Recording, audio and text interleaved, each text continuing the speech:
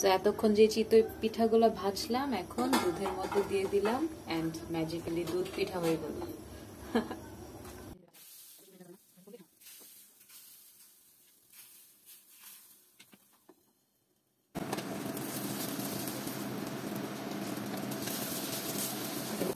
এখন আমি ভাপা পিঠা বানাবো। আটাগুলো নিয়ে নিচ্ছি আমি এখানে। এখন আমি চামচ দিয়ে 1 চামচ মতো নিয়ে নিতেছি। আর একটু দেবো, আটা তো অনেকগুলো। এখানে কতটুকুর মতো আটা হবে? এখানে 3 কেজির মতো তো হবেই। 3 কেজি আটার মধ্যে 1.5 টেবিল চামচ লবণ। হ্যাঁ, লবণটা ভালো মতো না হইলে তো পিঠাটা স্বাদ লাগবে না।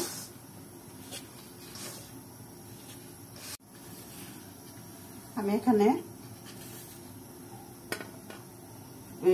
হালকা কুসুম পানি নিয়েছি আর একটু ঠান্ডা পানি মিক্স করে আটাটা আমি মাখাবো।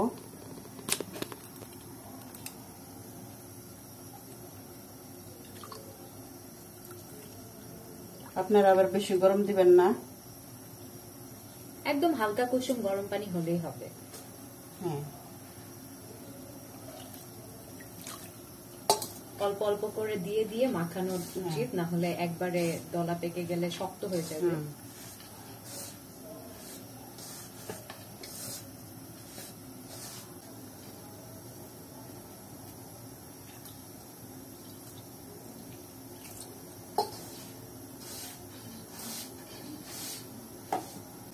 এভাবে আমি আটাগুলো সুন্দর করে মাখাই নেব। এগুলো আবার একটু হালকা করে ছুরিতে সেলে নিতে হবে।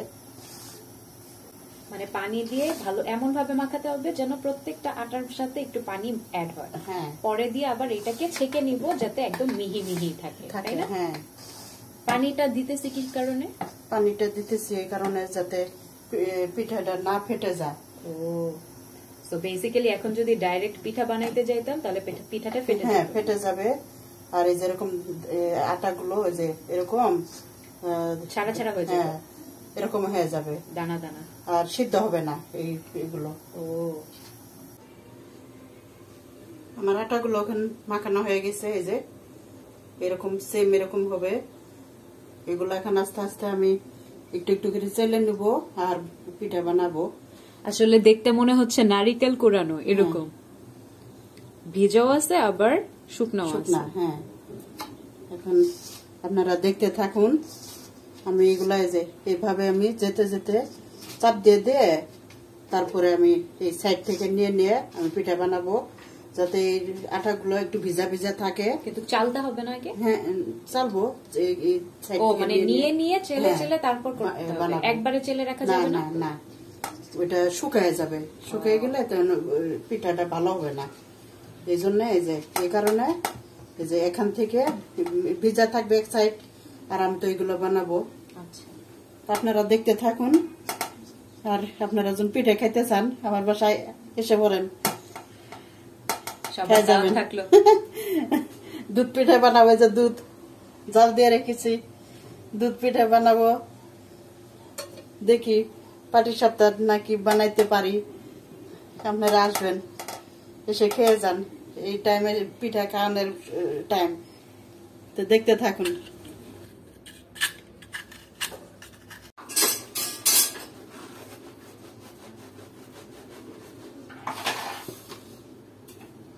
ভালোই কষ্টের কাজ।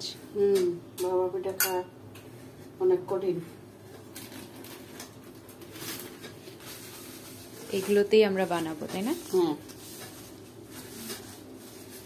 আর ছিল মাটির, নেই এখন, কোথায় আছে কে জানে। আর এগুলো কি? এগুলো যে পিঠা বানাবো, ভাপা পিঠা।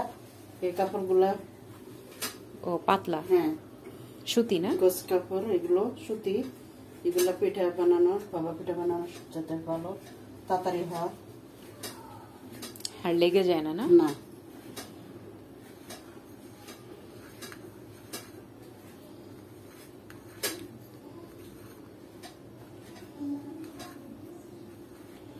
যে গুড় এটা নারকেল কোথায় একটু চাপ দিয়ে বানাইতে হবে না, তা নাহলে ভেঙে যাবে। এই যে দেখুন ছাকার পর, হ্যাঁ চালার পরে এরকমই ভাবে পিঠা বানাইতে হবে। এটা হচ্ছে কোরানো নারিকেল, আর এটা হচ্ছে গুড়, এটা আখের গুড়। আখের গুড়, হ্যাঁ এই কারণে একটু কালো কালো। আচ্ছা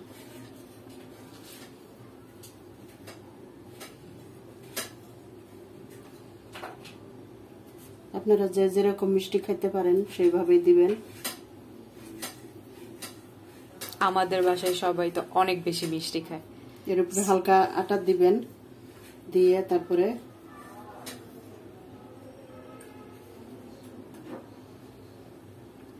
নারকেলটা দিবেন। তা নাহলে গুড়ের উপরে নারকেলটা দিলে কি হয়, পিঠাটা ভেঙে যায়। হ্যাঁ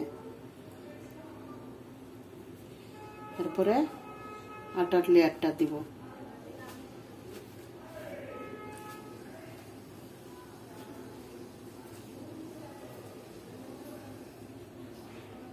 এই সাইজ বানাইলো, তারপরে এটা এই বাটিটা দিয়ে বানাইলে বড় পিঠাটা বড় হয়ে যায়। আসলে আমরা বাইরে যেগুলো খাই ওগুলো তো অনেক পাতলা থাকে।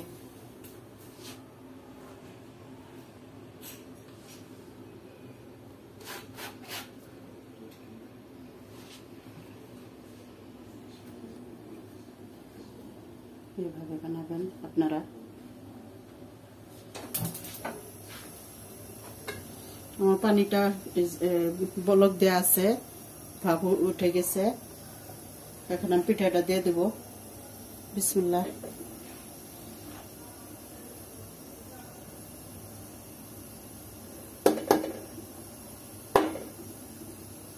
ওয়াও,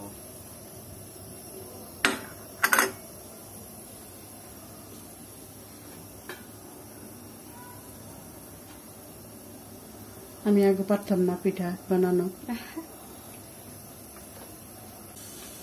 আগুনটা কি হালকা রাখতে হবে বা বেশি রাখতে হবে এমন কিছু আছে? না, আগুন ফুল দিলেও চলবে। ভিতরে কি পানি একদম ফুল ভর্তি? হ্যাঁ এই যে এই পর্যন্ত পাতিলের অর্ধেক দিতে হবে পানি, তা নাহলে কি হবে, পাতিল ভরে যদি দেয়া হয় পিঠা পানিটা বলক উঠে পিঠা উঠে যাবে, তখন পিঠা হ্যাঁ পিঠা ভিজে যাবে। ভিজে গেলে একদম পানির সাথে লেগে যাবে, অনেক পানি পানি হয়ে যাবে। পিঠাটা হতে কতক্ষণ ওয়েট করতে হবে? এটা যেহেতু প্রথম 2-3 মিনিট লাগবে, তারপর গুলা 2 মিনিট 1.5 মিনিট এরকম, মানে পিঠের সাইজ অনুযায়ী আর কি। পাতলা যদি পাতলা বানাও তাহলে 1 মিনিটের মধ্যে হয়ে যায়, 15 সেকেন্ড। বাইরে যারা বানায়, আমরা তো ঘরে বানাই, এই কারণে হয়তো 2 মিনিট লাগতে পারে। একটু বড় সাইজ করি আমরা। আর এই যে মাটির যেই ঢাকনাটা, তো মাটির ঢাকনা যদি কারো কাছে না থাকে তাহলে কি? মাটির ঢাকনা না থাকলে কোনো প্রবলেম নাই, তার কারণ ওই নন স্টিক এইগুলো দেওয়া যায়, ঢাকনাগুলো যে কোনো কিছু দিয়ে, মানে এখানে ধরার মতো কিছু থাকলে হয়েছে। বেসিক্যালি সুন্দর মতো কভার হলেই হয় আর কি। ওটা কোনো না, যে কোনো কিছু দিয়ে ঢাকা যাবে, কোনো প্রবলেম নেই। ওকে, প্রায় 2.5 মিনিট হয়ে গেছে না? এখন আমরা চেক করতেছি হয়ে গেছে নাকি। হ্যাঁ হয়ে গিয়েছে। হয়নি? পানিটা মনে হয় একটু উপরে উঠে গেছে। ও শিট, পানি উপরে চলে আসছে, এর জন্য পানিটা কমিয়ে নিতে হয়। তো আমাদের ভুল দেখে আপনারা শিখতে পারতেছেন না, পানি কিন্তু বেশি না, কিন্তু বয়েল হওয়াতে উপরে আসছে।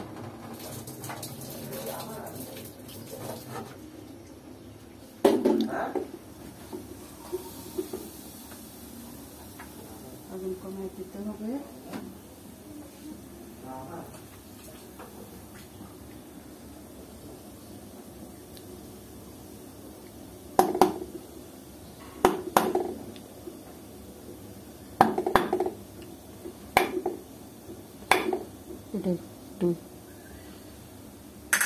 সাইড দিক দিয়ে গুড় বেশি হয়ে গেছে।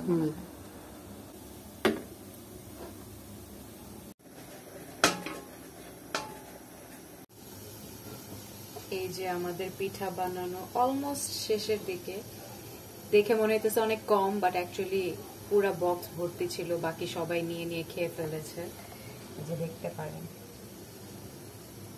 আমরা একটু বড় বড় করেই করি, কারণ এভাবে খেতেই ভালো লাগে। ভর্তি থাকে গুড় আর নারকেল দিয়ে।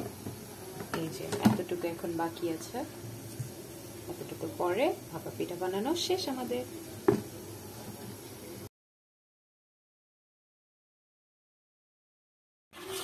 একদম এটা হচ্ছে চিতই পিঠার ব্যাটার, একদম স্মুথ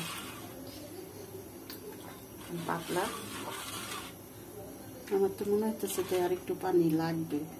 আচ্ছা, আমি এখন একটু দিয়ে দেখি। আমরা চিতই পিঠা করবো এইটাতে। মোস্ট অফ দেম সবাই আর কি এটার মধ্যে পুলি পিঠা করে না? পুলি পিঠা আমি তো চিনি না। ওই যে ওইটারই পুলি পিঠা বলে। এটা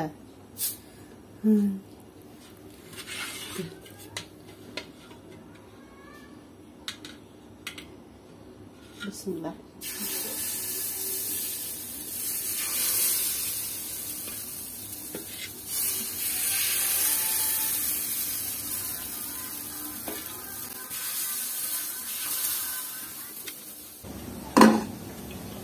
তার মানে ব্যাটারটা আর একটু পাতলা করতে হবে।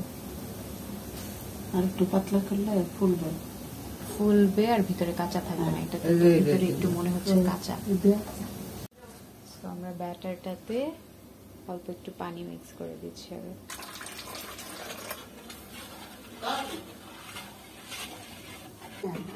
ঘন হয়ে গেছে। হ্যাঁ, আমি 15 মিনিটের কথা বলছিলাম, কিন্তু আমার ভাপা পিঠা বানাতে বানাতে প্রায় 1-1.5 ঘন্টার মতো লাগছে। এই কারণে এটা অনেকটা, হ্যাঁ, অনেকটা টাইম লাগছে।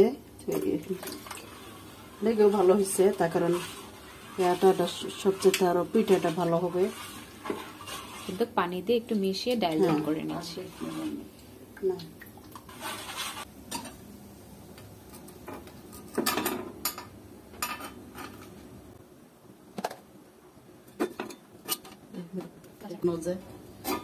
ঘন হয়ে আছে।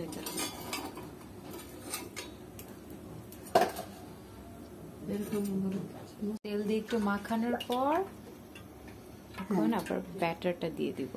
পাতলা করে ব্যাটার দিতে হবে, না হলে ভিতরে কাঁচা থাকবে। বেশি ভরে দেওয়া যাবে না, কারণ কি ফুলবে। হ্যাঁ,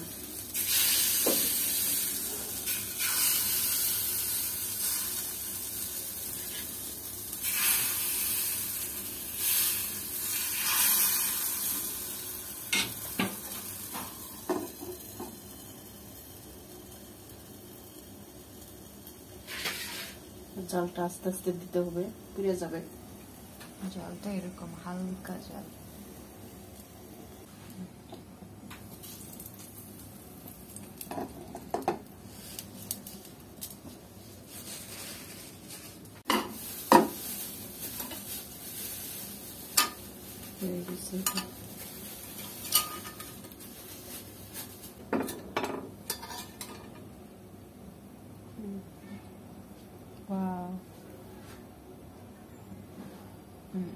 পিঠা ভাজলে এরকমই হয়, তারপরে আস্তে আস্তে সব ঠিক হয়ে যায়।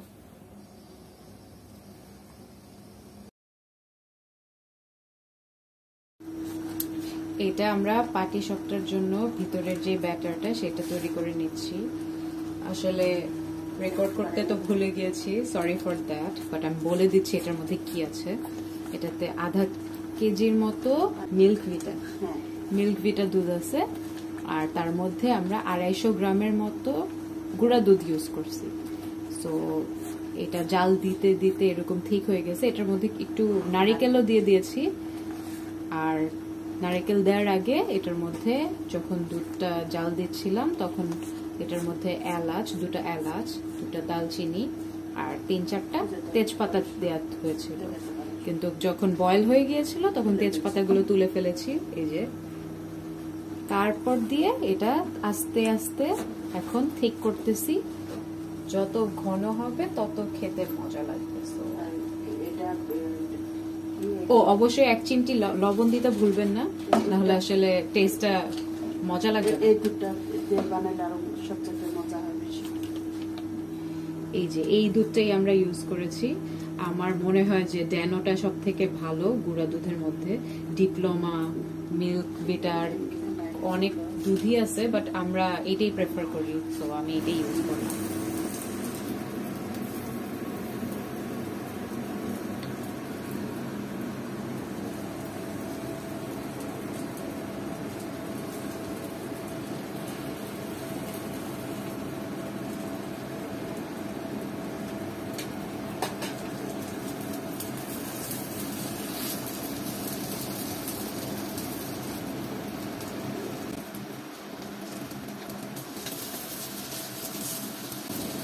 এই হলো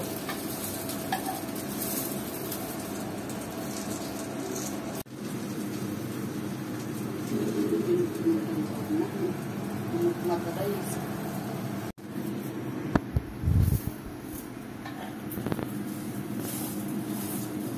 এটা বানাইতেছি। এটা হচ্ছে দুধ পিঠার জন্য আমরা দুধটা রেডি করছি। এলাচ দিয়ে দিয়েছি, গুঁড়া দুধ দিয়ে দিয়েছি, এখন তেজপাতা দিচ্ছি। এটা আর একটু ঘন করব আমরা, জালটা ভালো মতো হলে টেস্টি লাগবে।